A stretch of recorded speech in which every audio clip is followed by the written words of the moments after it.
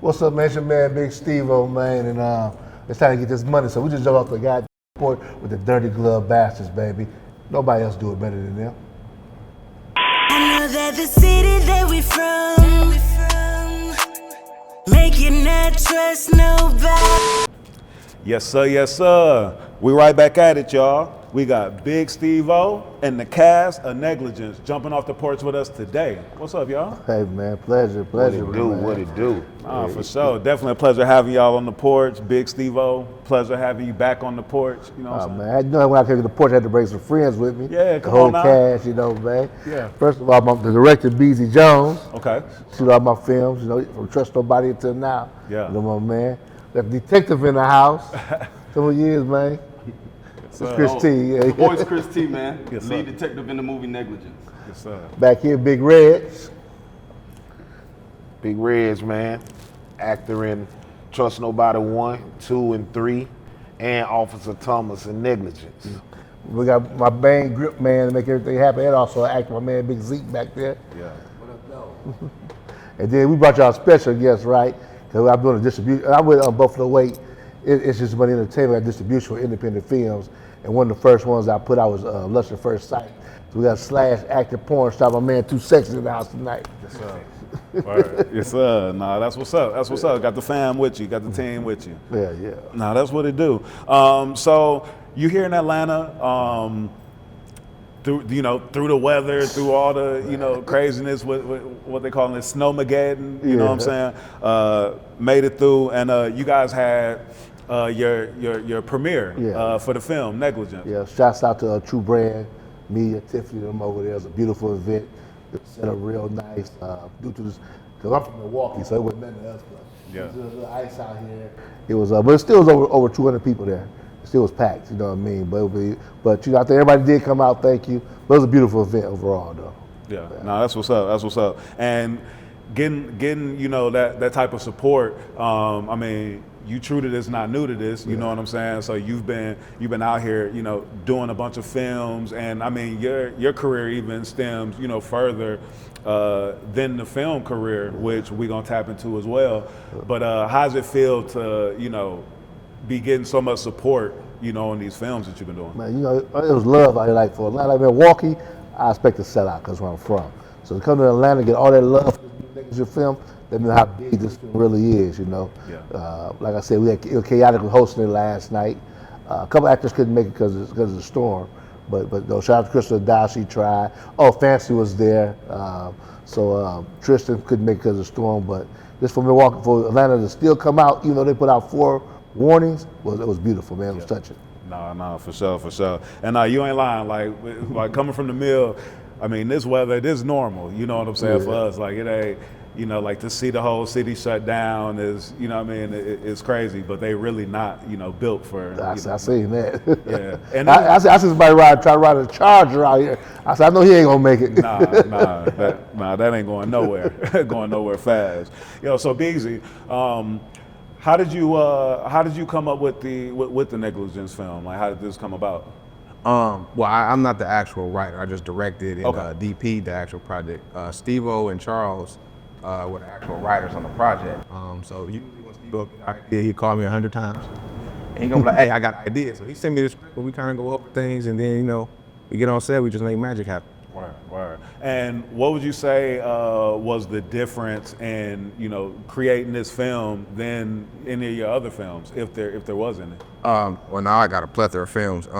But this film, what made it different is because it wasn't my normal. My normal is usually I'm from Detroit, man. We do a lot of the street stuff, the dramas. This was more like a psychological thriller. So for me as a creative, it was like a breath of fresh air. Being able to do something that's really have plot twist and things of that nature to help the story go. Like I said, it's a psychological thriller. It's not your average street drama. Yeah. No, for sure. The crazy part about it, my man Charles Burgess, he's a known book writer. He got a lot of novels. So he gave me the script at first. He gave me a fucking book. So we had to break it down to a script, what I mean? So shout out to Charles Burgess, he here tonight. But he wrote it so that was challenging too, because he had so much in the book form of it. We had to take all that and make it to a story, which was exciting and something different, so it was cool. And Like Beasy was saying, I feel like a lot of the films that we're seeing nowadays are more, or a lot of films that people are gravitating to are sharing these street, stories, and really like getting in depth with stories that a lot of us could potentially, relate to. But then you guys really took it there with, I like how you said a psychological, thriller. Something that like really makes you think, and the story like made it to where you don't all the way know like what's happening throughout, or it leaves room for shock value. When you first read the script, were you open to doing this, knowing that it was different from like kind of the norm of what people are gravitating to? Yeah, because my first movie, Trust Nobody, which is really a street, you know what I mean? So Charles came to me before this with a movie called Unfair Exchange, and that was kind of like a thriller kind of mystery first. So I knew he that's kind of books Charles writes, so I knew that was something that he did. But when he brought me Negligence, I just knew it was like on a whole different level, something that Tubi ain't seen before. Yeah. So we really, because BET really wanted this movie, so it just didn't work out right. But so when he wrote this, I was thinking bigger than just I hate to say it like that, a Tubi movie. I was thinking something worldwide story. So when I got this, it was really exciting. It was totally different. Yeah. Man, we're gonna correct that though. We do not make Tubi movies. Word. We make movies that just end up on Tubi. Yeah. I can dig that. And Amazon Prime. Yeah, in the air. Like people don't know, we got movies on Amazon, Apple, all the movies that you see that's on Tubi, they're on all these other platforms. Yeah, no, for sure. Tubi's gotten, sort of a bad rap, for years. But I mean, like the numbers don't lie. And the popularity of it, I mean, it reminds me of, back in the day with the DVD man, where you had, like where he might have, some of the movies that's out in theaters, but then he's got like these select independent films where the production value might not have been as high as, Terminator or, whatever we might have been watching at the time. But the stories, were so rich and so relatable. I feel like Tubi has, opened the lane for independent filmmakers, actors, Tubi, like we talked about this yesterday. Tubi, a lot of people don't realize Tubi is owned by Fox, one of the biggest networks that you can possibly know of. And people don't understand, like Tubi has made independent filmmaking something to want to do now. Like Absolutely. It has made millionaires. You know what I mean? Like literally, legit people that does independent film has never seen a dollar from a movie. Tubi gave us the opportunity to actually showcase and make money. Yeah, on a bigger platform. You got to think, our movie set next to a Bad Boys. Right. To all these big names. So It's like, that feels good for an independent filmmaker like myself. Yeah, no, for sure. What you said too, it caught my attention when you said the bootleg version. But going back to Milwaukee, there's a store called Flipside. And you remember at one point that there, remember when Body came out, or Mike Jones' American Dream? Yeah. There was real shot movies just on DVDs. Yeah. Not DVDs, VHS, remember? Yeah. So this would Tubi remind me of like black exploitation, like real films. Yep, no, for sure. Doing how you want to do it, Yeah. and get back out there. So when people say bootleg, I said nah, because when bootleg, man, it was kind of bad quality and stuff. Some of the other films you thought were the ones you couldn't find. Yeah. But remember when the record stores in the hood used to sell the real good hood movies. You know what I mean? Yeah. Even with when DMX was in the movie. Well, Donald Goines wrote the Never Die Alone, stuff like that. Yeah, real movies, but probably couldn't hit the theaters, Right. but it was hitting the hood. So that's what Tubi reminded me of. No, for sure. And then Tubi also opened the doors for creatives from these markets that, people probably wouldn't expect, all these great films to come out of, Detroit, Milwaukee, and telling these stories. Can you just talk about just how much like it's just the game has been open to indie filmmakers like yourself? Oh man, it's been wonderful. We got people from Florida doing films now, down to Mississippi, and you got to think about, like you said, it comes from a Milwaukee. How many opportunities really got to really make a film? We're in LA or Chicago, you know what I mean? Detroit doing their thing over there from the beginning. But Detroit had Motown, so they kind of like, always been the front runners of independence. No. Y'all even the front runner of independence? No, we had a black eye for the longest. Like we're now just really getting our just due from the entertainment industry. Since Motown. After Motown left, we had nothing. They took the fashion from us. They took the music from us. They took everything from But us. where it started at, right there in But Motown. it's So it's still the forerunners, you know. We still, you can Even independent games, y'all the forerunners, like, y'all brought it back. No, and we gave did. people hope to like, man, we can do this. You know, so I would we say definitely that. give a lot of hope far as with the independent filmmaking. You know what I mean? But I'm just saying, like, now we're finally getting the recognition that I would say we deserve, because they try to keep us as connoisseurs. They try to keep us as the people that were buying instead of the people that were selling. Yeah. You know what I mean? So to me, it just feels great. Even just seeing everybody just following the blueprint, just making movies and doing things that they love to do. No, it don't have to be Detroit. It just feels good to say that we help with that vision, you know? Oh, yeah. Word. Steve-O, I've always said that I feel like the way that the film industry is now, it reminds me of the music industry, like where, you know, the independent artist was making mixtapes and building up, you know what I'm saying, to potentially make an album, or you don't even have to go and sign with a label. You could stay, you know, you could stay independent, you know what I mean? I feel like the way that the film industry is set up now, it just reminds me, you know, of the music game. Like, would you, you know, you having worked in both sides of it, do you feel that way? Yeah, exactly. And I think just like the music game, like a Tubi platform, where you get people like myself, Reggie, Chris T, that's real promoters, that we're bringing fans to the Tubi. And just like the independent rappers that we were, you know, back in the days, when you was breaking an artist, and you went on Universal, you had to actually get in the street and make them mixtapes out there, put them flyers out there, throw your own concerts. So I say it's like the same game with the Tubi. Like, I know I didn't brought plenty of attention to Tubi, because I'm not just in a Tubi group promoting. I'm from places like Off the Porch and stuff. I bring the Tubi attention to the world like this. So it's like the rap game, like you said. You had to go out there and find an audience to buy your music, especially if you went on Universal or something. Yeah. So I feel it's the same. You know. Would you say Tubi is like the new modern day cops? Remember back in the day, you signed with cops. I'm gonna say Tommy Boy. It's like the modern day Tommy, because Tommy Boy was a major / independent. Like me and Coo Coo, we was on Tommy Boy Records. Yeah. But Tommy Boy was signed to Warner. Right. But they kind of like, Tommy Boy always been that in the middle. Yeah. Wasn't super big, but they wasn't small. Remember they put out the All About Nature and the Queen Latifah and them. But they wasn't major, but they were major artists, if it makes sense. I like how Steve-O like, man, hey, put some respect on Tubi name. You know what I'm saying? Like, we putting it over here. He's like, nah, bro. It's probably might have been Tommy Boy back in the days. Word. So, can you tell us a little, without giving away the movie, can you tell us some of the plot or some, you know what I mean? Like, what is Negligence about? So Negligence is a story of revenge. Somebody goes to jail for a crime they really didn't commit. And as they're serving their times, they miss a lot of part of their life that hurt them. So they want to put the people who put them in there, want them to feel their pain when they get out.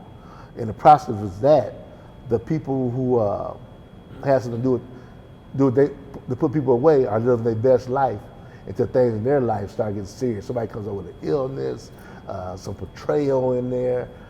Some people, not only the person who got convicted and wrong revenge, somebody on the outside because he feel that he's being cheated on, which is of today's world, so much cheating and killing going on with the romance. So it has everything you're looking for on a soap time opera or on your phone all day. You can watch it right on Negligence. Yeah. No, for sure. And there's so many relatable scenarios in that movie. Like, I know when I was watching it, I was just tripping off of, you know what I mean? Like, it's like so many scenarios where it's like, oh damn. You know? Would you say the one part maybe where you accuse somebody of doing something off what you might have thought of, and it really wasn't that? No, for sure. Okay, yeah, some things like that. Yeah, and that's what I was saying in the beginning too, when I was talking about you know, you choosing to do this style of movie where it was even different on the tip of where, like, the storyline, you would think it might go one way, but then it, you know, goes another way. Even with, you know, I don't want to give too much of the movie away, but I know the one character who's dealing, like, with the terminal illness. Yeah. You know what I mean? It's like, you want to relate to him on one end, but then you looking at him like, damn, you so wrong on, you know, exactly, on the other end. So I think, you know, a lot of my movies like that. You know, I've been grateful to me and Charles. We get together. Shout out to Violetta. When I write my movies, man, I want to have that twist. I never want this as always has a simple thing. I always try to put a twist in my stuff. So Yeah.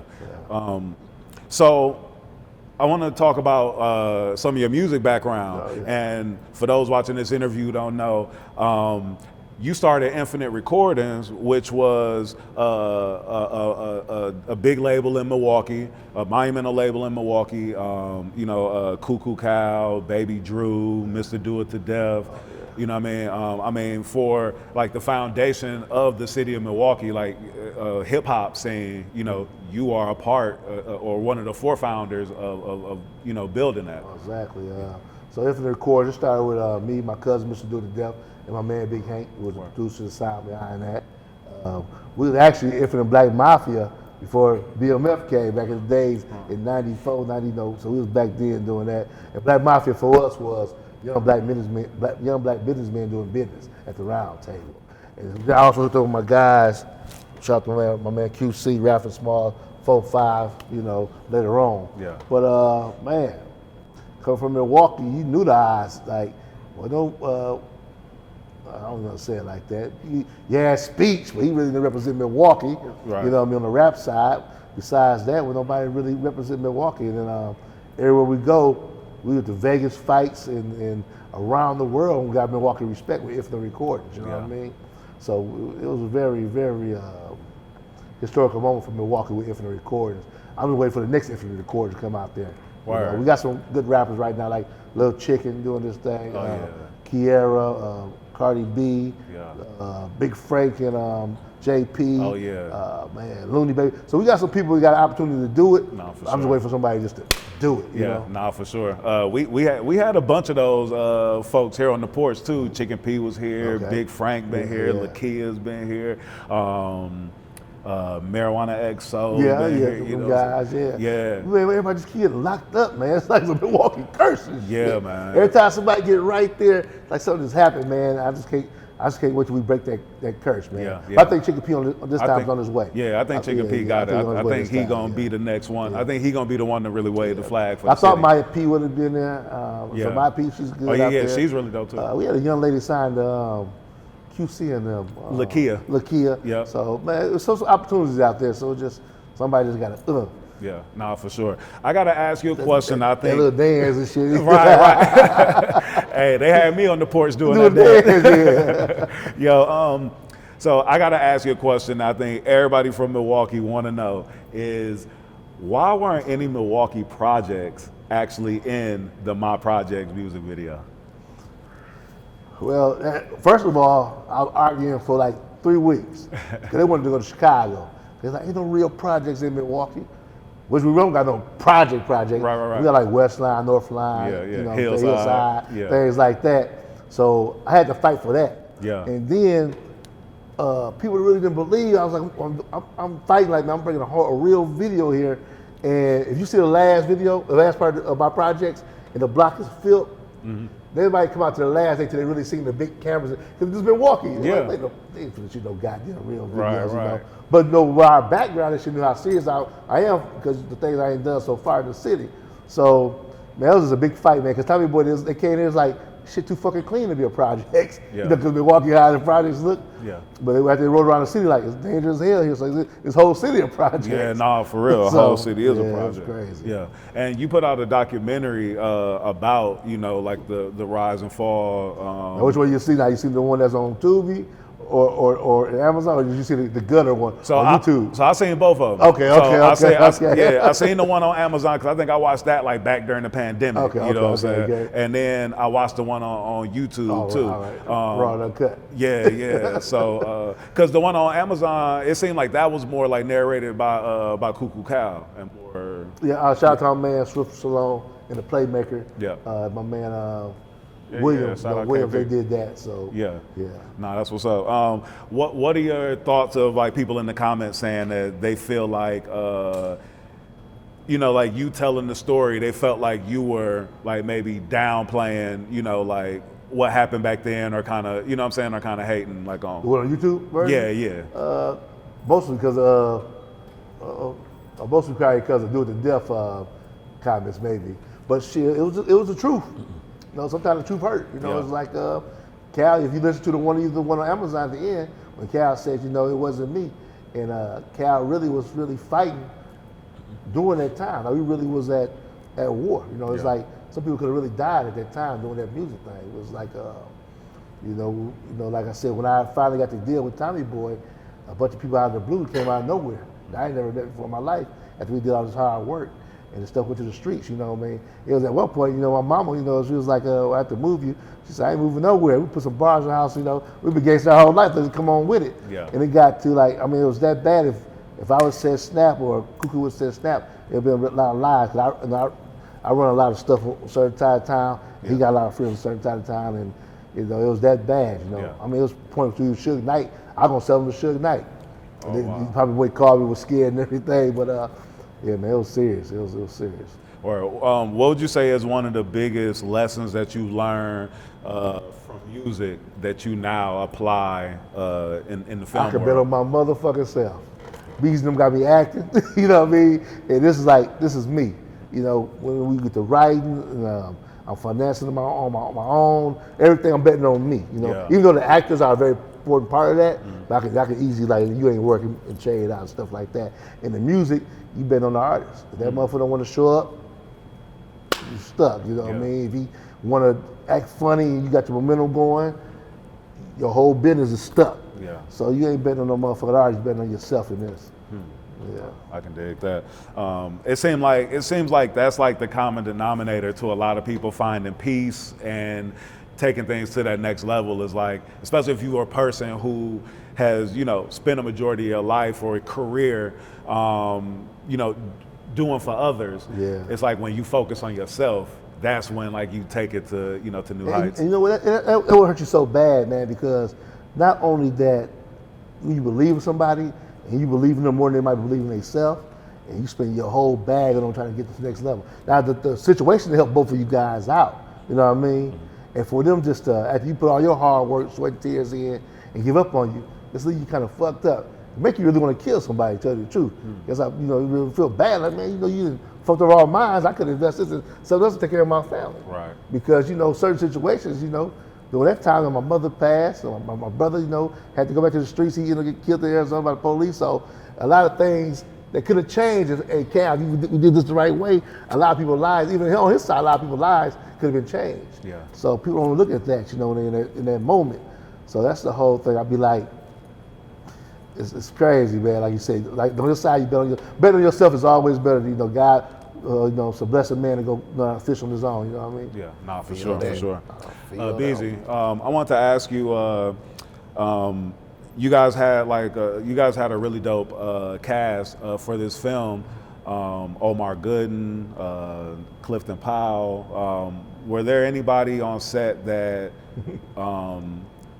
that you were surprised that maybe like, you know, that you were able to give direction to, or that, you know what I mean, or that you guys, you know what, working with like Clifton Powell and Omar, like, you would think like, okay, they're doing an independent movie, they're gonna feel like something better than what it is. Like, but talking to those men as actors, they really listen to you. It's like when you, as a director, you don't go to an actor and just flat out tell them what to do.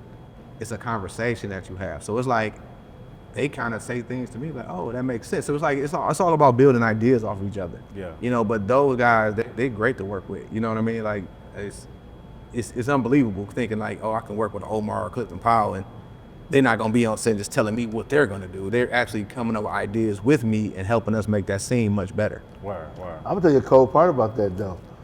Clifton Powell and Omar Gooding taught the other actors a lesson.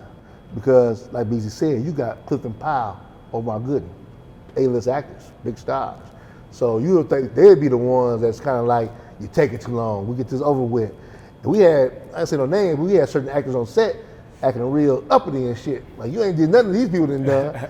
And these people said to them like, shit, you can't handle this, you can't handle Hollywood. Because they said in Hollywood, you could probably be on set all day, 14 hours shooting one set. And we said that to them, I see their eyes change. Like, you motherfuckers giving me and Beasy trying to make you stars trouble when you got some motherfucker that did it, letting you know like, there ain't no time for that weak bitchy shit, you know what I mean? Let's get the job done. They got 100 people sitting on the side ready to take your spot. Every day. Yeah, nah, for sure. And they just getting paid to sit there and wait for you to fuck up. You know what I mean? So Yeah, I mean that was a good. That's one thing about what when we we talking do about on there. work together. Steve always managed to bring in like an A/B list actor, and they actually bring more information for us to kind of like translate it down through the independent market. Some of these act, like you said, these actors in the independent market, they feel like they made it already. No, for you know what I sure. mean? It's like sometimes they need that to be humbled. Yeah, I think that's so important too because, you can blow up just off your social media following or gain opportunities just off of going viral or one thing. So that takes away from learning some of the ethics that come with being an actor or maybe even being a director or being a grip or being a PA on set. You know what I mean? Like so many things being independently driven to a certain degree make us lose some of the I don't want to say integrity, but just having to understand. Yeah, like the grit. I'm gonna tell you something, man. Like you said, social media is great. It will get people paid. It helps you out there. But like you said, sometimes it makes people don't appreciate the grind. And I took an artist from Milwaukee recently. I ain't gonna say the name. And this person, I take him to Universal because my man Scales called me. Like, I got an artist. Would you take us out there to New York? I still know people in the game, so I take them out there. And this artist was acting like they made it. They really did it. They were doing good streaming numbers. And they was just kind of like on some, I was just looking at them. They didn't know the pool they was in. They was in Universal Republic. And they didn't know what they was really doing until I took them to the main, they invited them over to the studio. They looked at their wall, they see Lil Wayne, Kendrick Lamar, all these hit records. They kind of got a little like this, like, man, yeah, this, you ain't shit. This is when you start acting like that.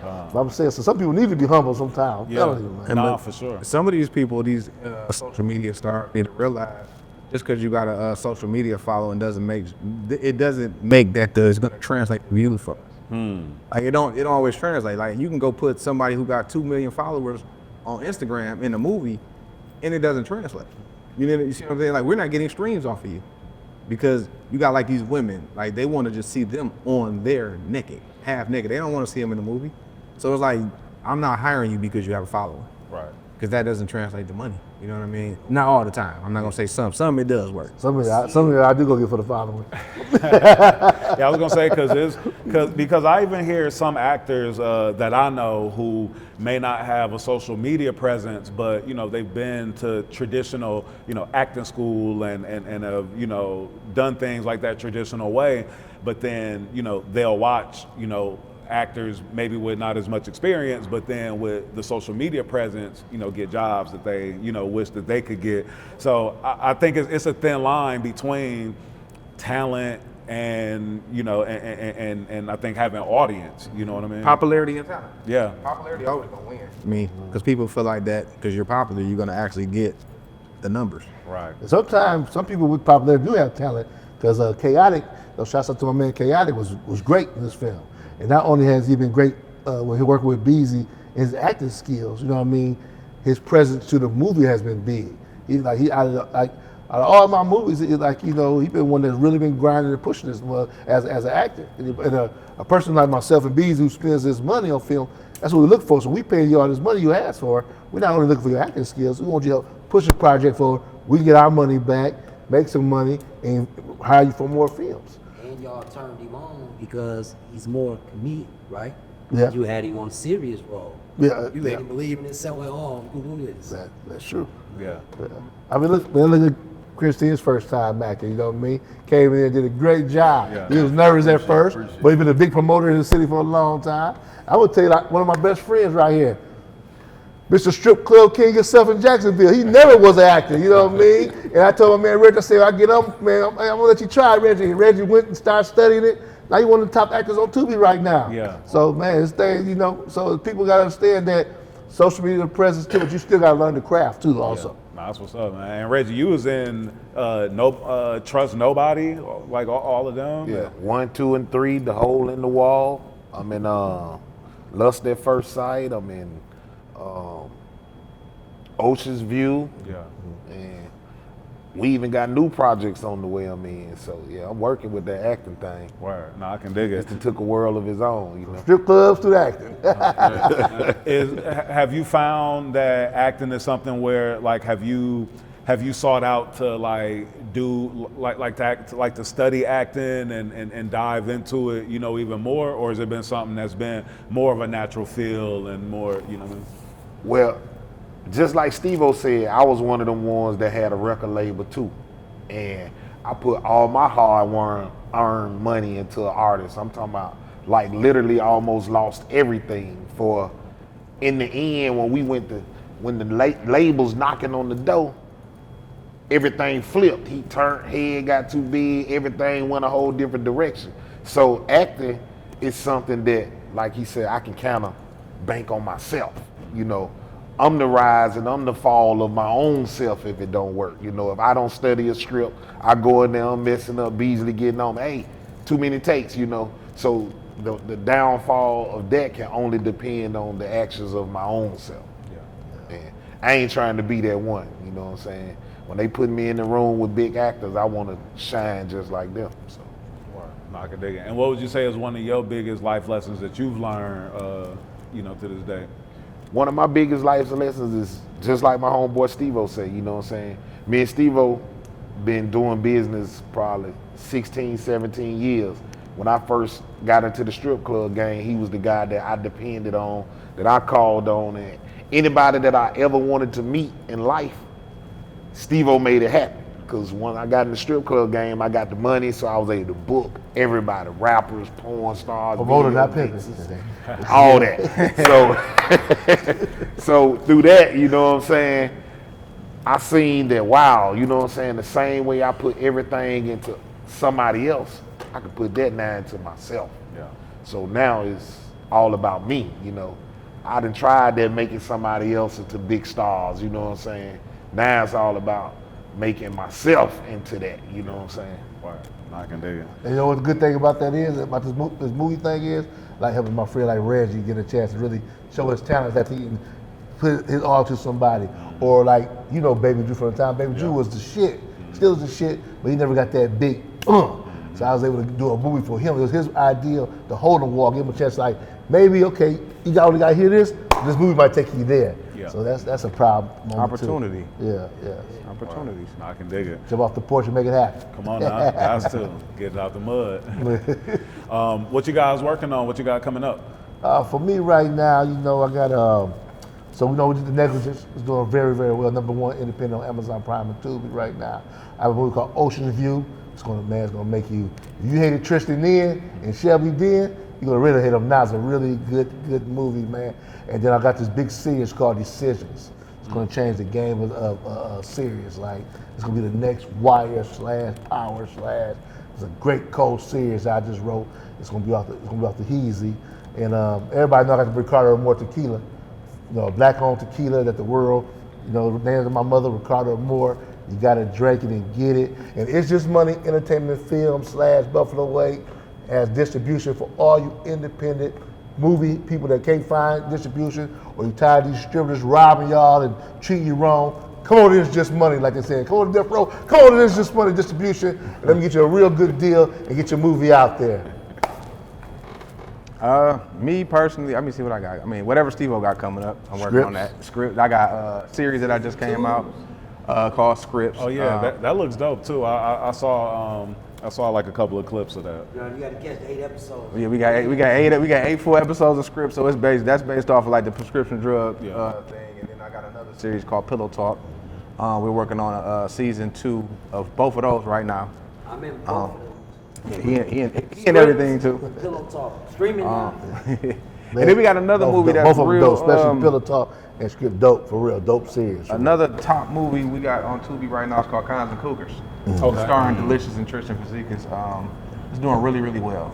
Spicy. It's a little spicy. If you ever seen How to Be a Player with Bill Bellamy, Okay, yeah. So we're gonna take that times 10. Okay, well. You know what I mean? So, but yeah, I mean, pretty much, yeah, we just working all year. That's what's up. That's what's up. And you guys got any shout outs you want to give? Oh, me, hey, to my wife, you know, Shirai, you doing? Milwaukee, Infant Recordings, Black Mafia, 4-5 family out there. My brother Gucci and Pre that's always working hard with me on the sets. Man, hey, Tino, my man Tino the sound, definitely got to give some love. Buffalo Way for always being behind me what I'm doing. Hey, y'all keep on supporting us, please. The more you support us, the bigger these movies get. Shout out to my man Charles Burge for writing this movie, and we writing plenty of more. And shit, hey, thank you guys for making this happen, man, for real. Yes, I can dig it. Any shout out? Oh, y'all, shout out to my family, my wife, man, always supporting me for everything I'm doing. My brother Tristan, Los, and Reem, my whole team actually. You know, shout out to all of them because without them, there's no me. Big Red. Hey man, shout out to Duval County. Shout out to Moorhead and Internola, Mississippi, the Mississippi Delta. And big shouts out to my wife for putting up with me and allowing me to get out here and do my thing, you know, and spread the love. Christy, give a shout out, baby. Hey, I just want to give a shout out to my son. I know he's watching this. KJ, what's up? I also want to give a shout out. We have a construction company called Taylor Pro Painting and Contracting. We've been in business for 46 years. I inherited it about 5 years ago, and we're taking over, scaling. Hold on, we gotta give one more person. If you like porn, man, we got a crazy movie called Lust at First Sight. Too sexy, say something, baby. Coming soon. Coming soon. That's how sexy he is. Shout out to Steve-O and Big Reds. And we got my main man Zeke. Come on, freaky Zeke. Oh man, if you watching this, shout out to you, man. I love y'all. Thank you for the support. And shout out to my weed man. Yes, sir. Let's get it. I know that the city that we from, make you not trust nobody.